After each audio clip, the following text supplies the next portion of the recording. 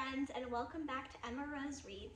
Today I'm going to be reading Chapter 3 of The Adventures of Sophie Mouse, the Clover Curse. So let's get started. Chapter 3. Stop, thief!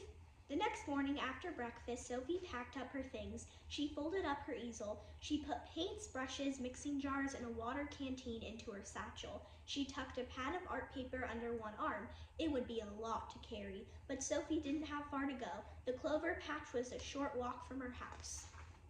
She took the path toward the stream. She passed by Hattie's house, but Sophie knew Hattie couldn't come with her, so she didn't bother stopping in. Halfway to Forget-Me-Not Lake, Sophie turned off the path. She cut across a meadow. On the other side, she came to the edge of the clover patch. Bright green clovers stretched out as far as Sophie could see. Perched on top were purple pom-pom blooms. Sophie took a deep breath. The air was full of their sweet scent. She spotted a few red ladybugs hanging out on clover leaves. Sophie found a good spot. She set up her easel. She pulled out a sheet of paper. She mixed up some colors. She mixed raspberry red, blueberry blue, and wisteria white to make a beautiful pale purple. It was perfect for the clover flowers. Poppy red plus a drop of bark brown would be good for painting the little ladybugs. And Sophie would need lots of green. She picked a clover. She ground it into a powder. Then she took out her water canteen. She added a few drops to the powder.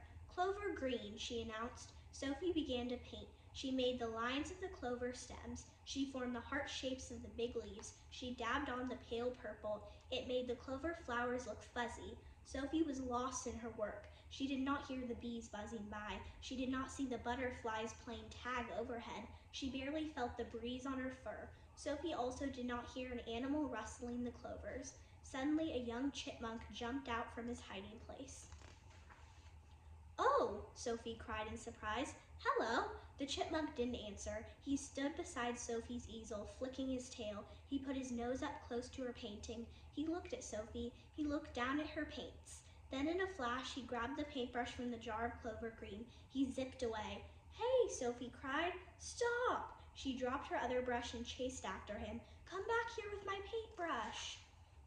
All right, that is the end of Chapter 3, so come join me next time when I read Chapter 4.